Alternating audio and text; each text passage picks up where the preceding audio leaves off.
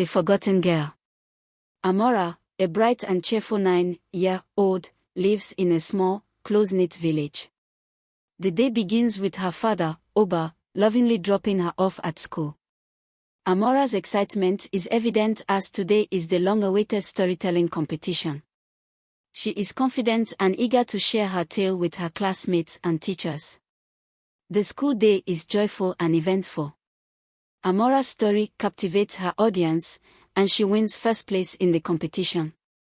She is showered with applause, her smile brighter than ever. As the school day ends, she clutches her prize, a small trophy, and heads to the school gate to wait for her father. Unbeknownst to Amora, Oba has been called to an emergency meeting by the village council. The matter is urgent, and Oba, though worried about his delay, trusts the school staff will ensure Amora's safety until he arrives. As the hours pass, the school staff grow restless and assume her father will arrive shortly. One by one, they leave, confident that Amora will be fine. When the last staff member locks up and departs, Amora begins to feel anxious. The once busy schoolyard is now silent. Her mind, however, remains optimistic. Her father is never too late. But as shadows grow long and the chilly evening wind picks up, worry starts to creep in. Finally, determined not to wait any longer, Amora decides to head home on her own. She is confident she knows the way. After all, the route is familiar, and her home isn't far. But as she ventures into the dimly lit streets, uncertainty sets in. The path seems unfamiliar in the fading light, and the once friendly surroundings appear ominous. Unaware of the dangers ahead, Amora takes a wrong turn and finds herself in unfamiliar territory. The cheerful, victorious girl from earlier is now a small, frightened figure in the encroaching darkness. Her steps falter, and the eerie silence of the empty streets weighs heavily on her. As the last rays of sunlight disappear, Amora realizes she is lost. Alone, tired, and scared, she clutches her trophy tightly, hoping to find her way before the night fully envelopes her. A kind stranger. Amora stumbles along the darkened path, her little hands trembling as she clutches her trophy tightly. Fear grows heavier in her chest with each passing moment. Just when she feels she can't go on, a soft, calming voice calls out to her from the shadows. "Child, are you lost?" Amora looks up to see an elderly woman with kind eyes and a warm smile. The woman introduces herself as Mama Ade and gently offers Amora a piece of bread and a small bottle of water. Grateful and relieved, Amora eagerly accepts, her tired body rejuvenated by the nourishment. As they sit together under a flickering street lamp, Mama Ade listens intently to Amora's story. "I see," Mama Ade says thoughtfully, "you're a long way from home, little one. Don't worry, I'll help you find your way."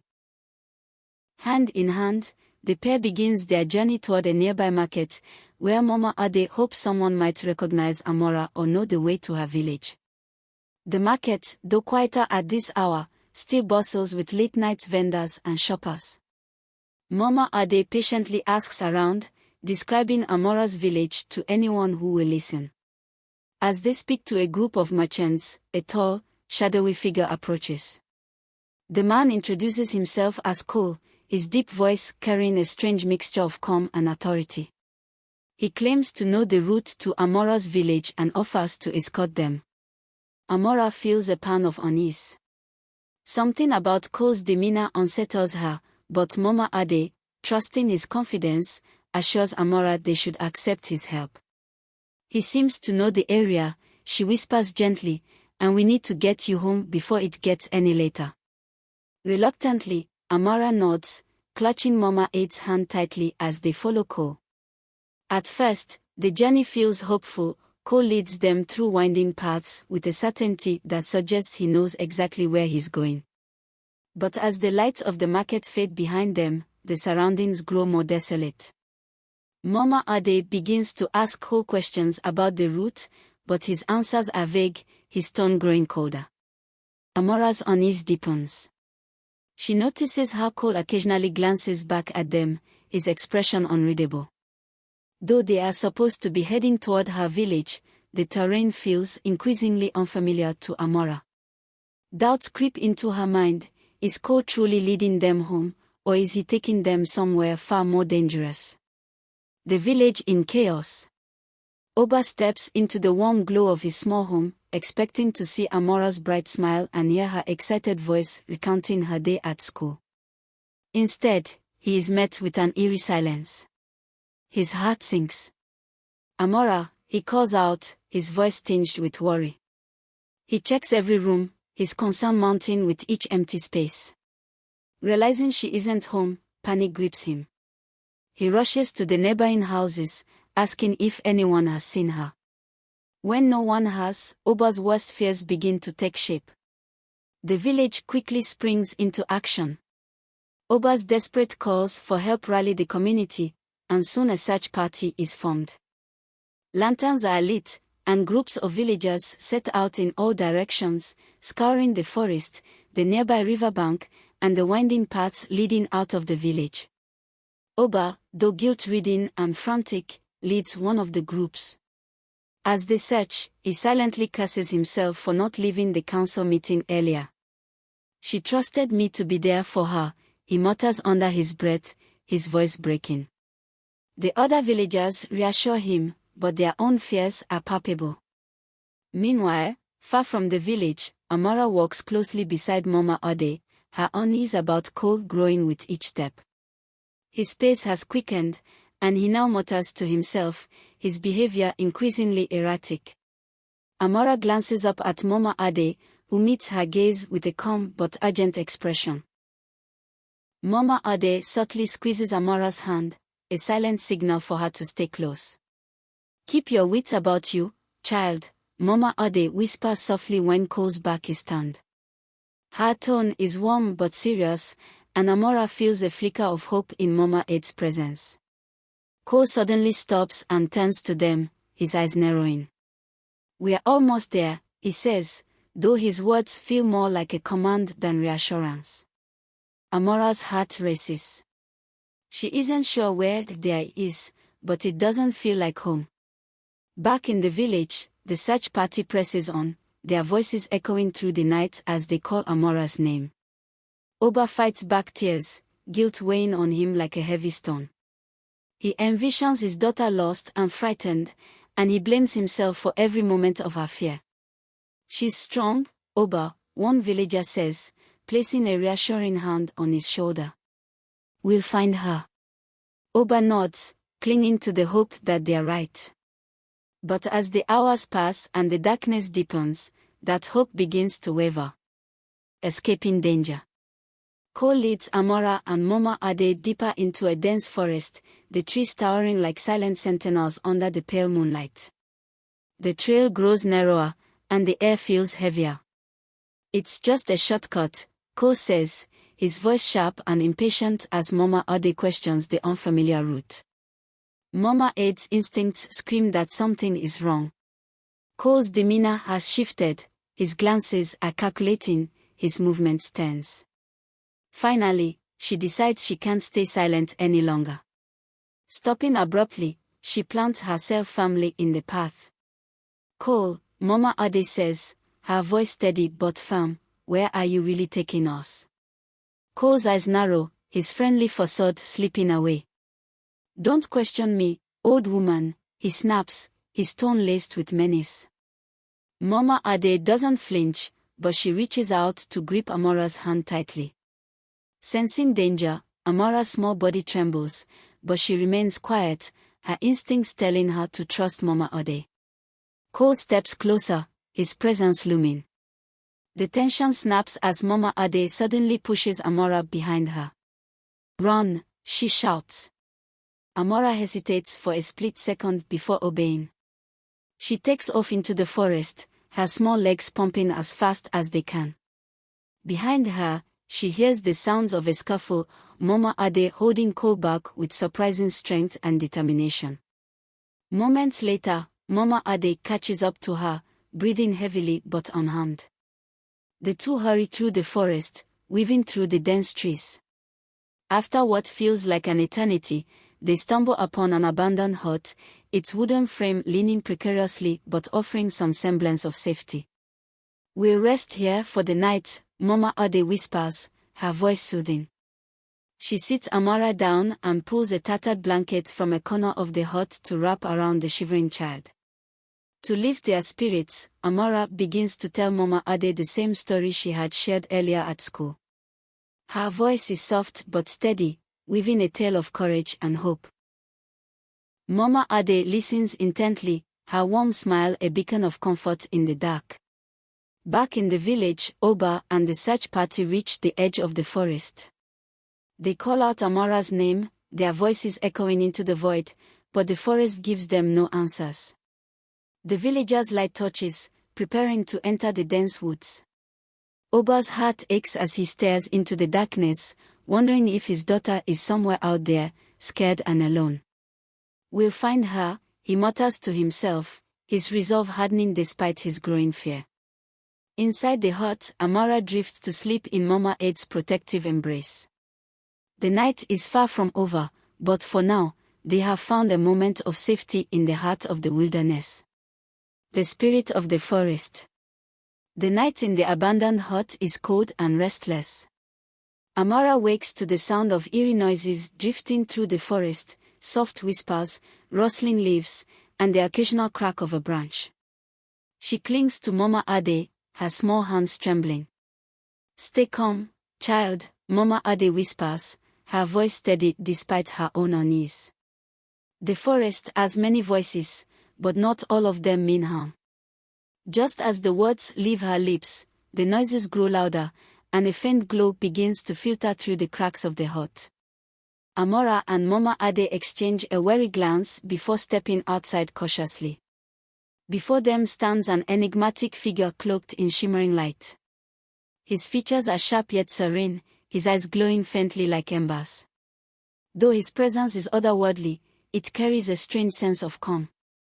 "I am Is," the figure says, his voice deep and resonant, as if it carries the weight of the forest itself. "I am the spirit of the forest, the guardian of these woods. You have strayed into my domain." Amara looks at him in awe, while Mama Ade narrows her eyes, her skepticism clear. "If you're the guardian of this forest, why should we trust you?" Mama Ade asks, her tone firm. Is regards her with a faint smile. "I protect those who respect the forest ways," he replies. "But there are dangers here that even I cannot hold back for long. If you wish to live safely, you must trust me to guide you." Amara tugs at Mama Ade's hand. "He seems kind," she whispers. "Maybe he can help us find home." Mama Ade studies Is carefully. Though her instincts urge caution, she sees the sincerity in Amara's hopeful eyes and decides to take a leap of faith. "Very well," she says, addressing Is. "We will follow your guidance, but if you mean us harm." Is raises a hand, his expression calm. "I mean no harm," he assures her. "But the path ahead will test your courage." As they begin their journey deeper into the forest, Is moves gracefully, his glowing presence illuminating the path. He speaks of the forest's hidden dangers, predatory creatures, treacherous terrain, and even a mysterious darkness that threatens the balance of his domain. Amara listens intently, her fear slowly giving way to fascination. She feels a strange connection to Is, as if he sees something in her that even she doesn't yet understand. Mama Ade, ever watchful, stays close to Amara, her eyes darting to every shadow. Though she doesn't fully trust Is, she can't deny the comfort his presence brings to the frightened child. The journey is far from over, and the forest holds secrets that have yet to reveal themselves. But for the first time since they left the village, Amara feels a glimmer of hope. With Mama Ade by her side and Is leading the way, she dares to believe they might find their way home. The village's desperation. The search for Amara stretches into the early hours of the morning, and the once hopeful voices of the villagers grow hoarse and strained. Lanterns flicker in the cold wind, and the weight of exhaustion hangs heavily over everyone. Yet, the thought of giving up is unthinkable. Oba, pacing near the edge of the forest, refuses to rest. His guilt feels like a physical burden pressing down on him. I should have been there, he whispers to himself, over and over. This is my fault. One of the elders, Boba Olu, approaches Oba, leaning on his wooden staff. The village elder's face is lined with age and wisdom, his eyes calm despite the chaos around him. Oba, he says softly, the forest is vast, and its secrets are deep. We must call upon the spirits for guidance. Oba hesitates but nods. In their village, it is well known that the forest is alive with forces beyond human understanding. If there is even a chance this ritual could help find Amora, he will take it. Under Boba Olu's direction, the villagers gather near the sacred clearing at the forest edge. The elder lights a circle of small fires and scatters sacred herbs, the aromatic smoke wafting into the air. Chanting in a deep, rhythmic voice, he calls upon the spirits of the forest. Guardian of the woods, hear our plea, Boba Olu intones, his voice echoing in the still night. A child is lost within your domain. Guide her back to us and bring her home safely. Deep in the forest, Is pauses mid-step. His glowing presence flickers as he senses the call. Turning to Amora and Mama Ade, he says, your people seek you with all their hearts. I must answer. Amora looks up at him with wide eyes. Does that mean they'll find us? She asks hopefully. He nods. They have reached out with love and desperation. That love is a powerful force, it will lead them here. Meanwhile, back in the village, Boba Olu's ritual seems to energize the villagers. The fires burn brighter, and their determination is renewed. They fan out beyond the forest boundaries, expanding their search with fresh resolve. Oba refuses to leave the forest edge, his lantern gripped tightly in his trembling hands. Amora, he calls into the darkness, his voice raw with emotion. I won't stop until I find you.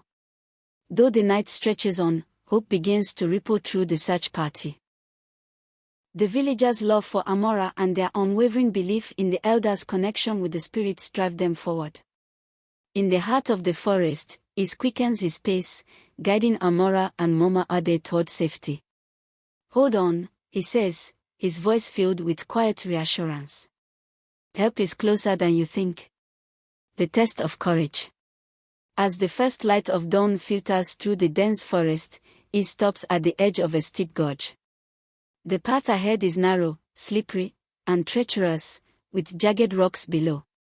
He turns to Amora and Mama Ade, his expression serious.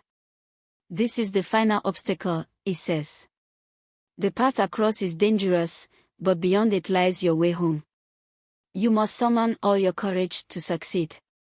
Mama Ade hesitates, her age and weariness evident. Amora, however, steps forward, determination etched on her young face. We can do this, she says, her voice steady. We've come this far. Is leads the way, but the path is slick from the morning dew, and the drop below is daunting. Amora carefully helps Mama Ade navigate each step, her small hands steadying the older woman. Halfway across the gorge, a chilling voice interrupts their progress. Well, Ko sneers, stepping out from the shadows of the trees on the other side. His eyes are wild with anger. Did you think you could escape me so easily? Mama Ade instinctively moves to shield Amora, but Ko lunges forward, blocking their path. You're not going anywhere, he growls, advancing toward them. Amora's heart pounds, but her mind races. She remembers Isa's earlier warnings about the forest's hidden dangers. A plan begins to form. Cole, Amora says, her voice trembling but firm, you'll never catch us if you're so slow. She takes a step toward him, holding up her prized trophy as bait. Is this what you want? Come and get it. Cole's greed flares, and he lunges for her. But Amora sidesteps at the last moment, leading him onto a patch of unstable ground. With a mighty crack, the earth beneath him collapses slightly, and before he can react, a swarm of forest animals emerges from the shadows, an ambush set by Is. The animals encircle Cole, their eyes glowing faintly under Isa's influence. Panicked, Cole struggles but finds himself trapped. "You brought this upon yourself," Is says calmly, his voice resonating through the clearing. "You will harm no one else." Cole's shouts fade as the animals lead him away, ensuring the group's safety. Is turns to Amora with a proud smile. "You were brave and clever, Amora. The forest recognizes your courage." Amora helps Mama Ade the rest of the way across the gorge, her confidence growing with each step. As they reach the other side, the trees begin to thin, and the familiar sounds of the village come into earshot. From a hilltop, they finally see the faint outlines of the village below. Amora's heart swells with relief, and tears of joy stream down Mama Ade's face. He stops at the edge of the forest, his glowing form fading slightly. "This is where I leave you," he says. "Your people await you. Be strong, little one, and remember the lessons of the forest." Amora nods, her heart full of gratitude. "Thank you, Is," she says softly. Hand in hand, Amora and Mama Ade descend the hill, their steps quickening as they hear the villagers calling her name. Oba's voice rises above the others, filled with desperation and hope. "Amora." As she runs into her father's arms, the forest feels like a distant memory. But Amora knows she'll never forget the courage it took to find her way home. The reunion. As the sun rises higher, casting its golden glow over the village, the search party pauses at the edge of the forest. Suddenly, a shout breaks the stillness. "There! Look!" The villagers turn to see two figures emerging from the forest, their silhouettes unmistakable. Amora and Mama Ade are walking hand in hand, their weary faces breaking into smiles as they near the village. Oba, overcome with emotion, drops his lantern and runs toward them, calling out his daughter's name. "Amora!" His voice trembles with relief and joy. Amora lets go of Mama Ade's hand and rushes to her father, tears streaming down her face. Oba scoops her into his arms, holding her tightly as if he'll never let go again. "I'm so sorry, my child," he whispers, his voice breaking. "I should have been there." "It's okay, Papa," Amora replies, her small arms wrapped around his neck. "I'm home now." The villagers gather around, cheering and clapping, their earlier fears replaced with jubilation. They surround Mama Ade, showering her with gratitude for her bravery and for keeping Amora safe. "You are a true hero," Baba Olu says, bowing his head respectfully. "Your wisdom and courage have brought this child back to us."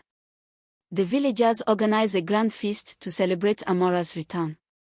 The square comes alive with laughter, music, and the aroma of delicious food.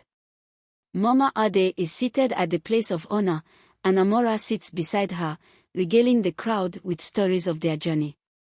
Meanwhile, Baba Olu steps away to a quiet corner of the forest. Lighting a small ceremonial fire, he raises his hands in thanks. "Is, guardian of the forest, we honor you for your guidance and protection," he says. Though unseen, Baba Olu feels Isa's presence, a gentle breeze carrying the forest spirit's silent acknowledgement. As the celebration continues, the villagers bring Cole into the square, his hands bound. His defiance has faded, replaced by the weight of his capture. The village guards take him into custody, ensuring he will face justice for his actions. Oba stands before the crowd, holding Amora close. His voice carries gratitude as he addresses everyone. "Today, I learned the strength of our village and the courage of our people. I will never forget how you stood by me and helped bring my daughter home." As night falls, the village glows with warmth and unity. Amora sits on her father's lap, clutching her trophy, a reminder of her resilience. Though the journey was harrowing, it has strengthened the bonds between her, her father, and the village. From the edge of the forest, Is watches silently, his form blending into the trees. With a faint smile, he turns and disappears into the heart of the woods, his task complete. For Amora, the forest will always hold the memory of her courage and the kindness of strangers who became friends. She has returned home, stronger and wiser, surrounded by the love of her family and her community. 4. Amora's story. The day after the celebration, the village gathers in the square, eager to hear Amora's tale. Seated on a small platform, her trophy gleaming beside her, Amora takes a deep breath and begins her story. She speaks of her fear when she found herself alone, her encounter with the kind Mama Ade, and the mysterious call. She tells them about Is, the spirit of the forest, who guided her to safety and the courage it took to cross the dangerous gorge. It was scary, Amora says, her young voice steady but filled with emotion, but I learned that trusting the right people and staying brave can help you face anything. The villagers listen with rapt attention, their pride in Amora evident. When she finishes, they burst into applause, their cheers echoing through the village. Mama Ade, sitting nearby, stands to speak. Amora's bravery reminds me of the stories I once told in my younger days, she begins. Long ago, I was a healer and a storyteller in my own village. But as time passed, I grew old and wandered from place to place. Meeting Amora reminded me that courage and kindness are what truly connect us, no matter how far we've traveled. Her words inspire the villagers, who ask her to stay and share more stories in the days to come. Baba Olu, the village elder, steps forward and raises his staff. This tale, he declares, is no ordinary story. It is one of courage, trust, and the bond that unites our community. Let this be a story we pass down for generations, to remind our children that even in the darkest moments, there is light to guide us. Amora, glowing with pride, begins teaching the other children practical safety lessons, showing them how to stay calm and think smart in difficult situations. Always believe in yourself, she tells them. Even when you're scared, you're stronger than you think. Oba, deeply moved by the ordeal, resolves to prioritize his family above all else. He spends more time with Amora, walking her to and from school, and ensuring she knows how much she is loved. You're my word, Amora, he tells her one evening. Nothing will ever come before you again. The villagers, inspired by Isa's role in Amora's safe return, decide to honor him.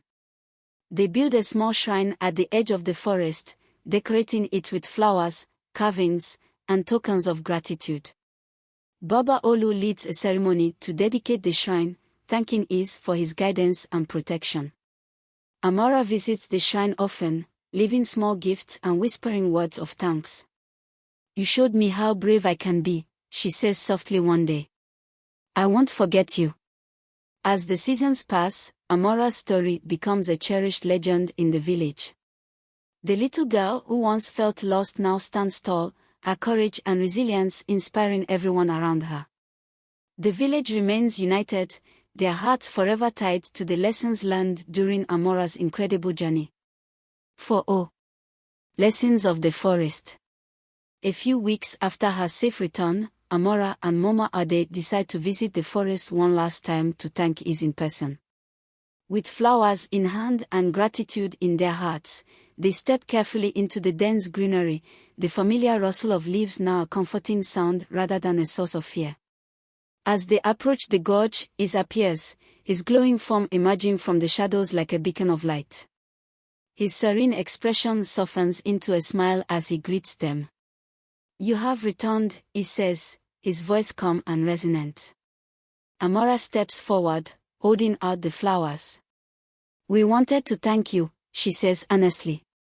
You saved us, and you taught me to be brave. Mama Ade nods, her respect evident.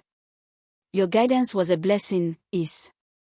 You showed us that even in the darkest times, the light of wisdom and courage can lead the way. Is bows slightly, his presence radiating warmth. The forest and its lessons are always here, he says. But remember, the harmony between humanity and nature is fragile. To protect your future, you must also protect the world that sustains you. Amora's eyes light up with understanding. I'll take care of the forest, she promises. I'll teach others to do the same. We'll plant trees and keep the village clean. He smiles, his glow intensifying for a moment. A small act of care can grow into a great legacy. Be the voice that reminds others of this truth. When Amora and Mama Ade return to the village, they share Isa's wisdom with the community. Inspired, the villagers decide to honor the lessons of the forest by starting a tree planting initiative. Every family contributes, planting saplings around the village and along the forest edge. Children take pride in caring for the young trees, watering them and watching them grow. Baba Olu leads ceremonies to bless the initiative, and Mama Ade teaches the children stories about the importance of balance between humanity and nature. Amora becomes a champion of the effort, encouraging others with her infectious enthusiasm. The forest saved me, she tells the villagers. Now it's our turn to save the forest. As the trees grow taller and the village flourishes, Amora often returns to the shrine and the forest, leaving offerings of flowers and quietly thanking Is. Though she never sees him again, she feels his presence in every whisper of the wind and every rustling leaf. The lessons of the forest become part of the village's identity, passed down through stories and actions. Amora's courage, Mama Ade's wisdom, and Isa's guidance inspire a legacy of care, reminding everyone that harmony with nature is not just a lesson, it's a way of life. Forgiveness and redemption.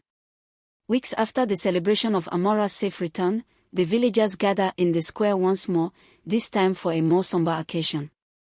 Cole is brought before the village council to account for his actions. Bound and subdued, he stands before Baba Olu and the other elders, his head bowed.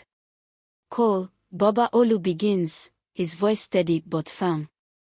You betrayed the trust of this village and endangered one of our children. What do you have to say for yourself? Cole hesitates, then looks up, his face etched with regret. I have no excuses, he says quietly. Greed blinded me, and I let darkness take hold of my heart. I'm sorry for what I've done. If there's any way to make amends, I'll do it. The villagers murmur among themselves, uncertain if his remorse is genuine. Mama Ade steps forward, her wise gaze fixed on Ko. Every heart has the capacity to change, she says. But true redemption comes through action. Let him prove his sincerity by serving the village. The council deliberates and agrees to Mama Ade's suggestion. Cole is assigned tasks to rebuild trust in the community, repairing damaged paths, assisting the elders, and helping with the tree planting initiative. Though some villagers remain skeptical, Cole begins his work with quiet determination, earning respect little by little.